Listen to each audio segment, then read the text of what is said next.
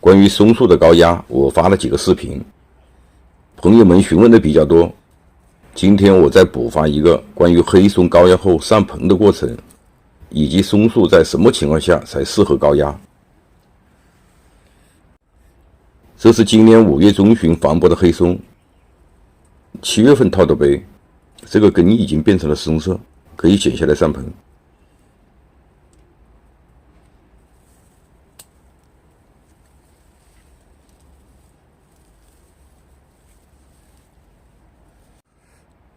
剪下来的接口要抹上泥巴进行密封，这种方法非常简单，效果也非常好。由于泥混合干后就能阻止接口的流油。剪下来的松树用这种瓦盆种是最好的。底部放上风化盐，是这种红色或者是黄色的风化盐，灰白色的风化盐是偏碱性，不要用。就用这种透气性比较好的沙土种养。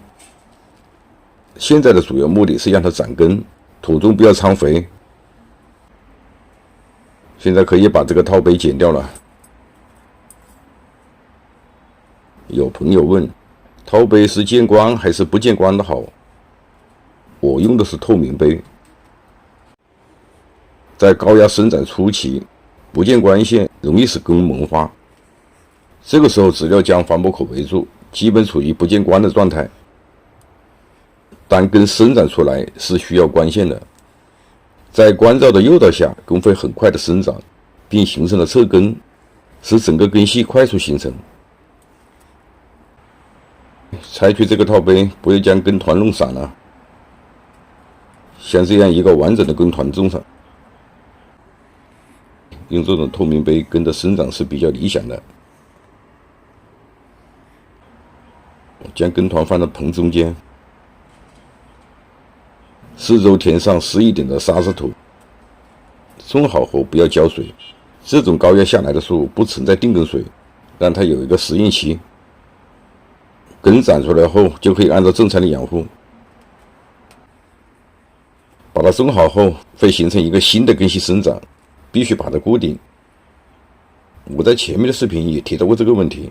新种上的桩一定要将它固定好，防止它摇动的时候把它新长出来的根弄断。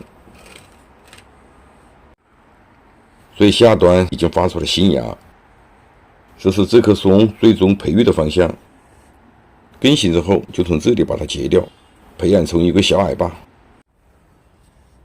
松树的高压有2个关键点，要选取2年以上的枝干，这一点非常重要。另一项，高压的部位下端必须留有枝条。高压后它的下端没有枝叶，它的平衡性会遭到破坏，这样不仅是高压不能成功，整个树很可能出现枯萎。最后把这个顶端的主干剪掉，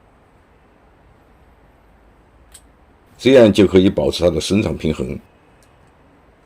基本种好了，先放到半阴的地方养护一段时间，以后就可以对它进行正常管理了。谢谢您的收看，我们下期见。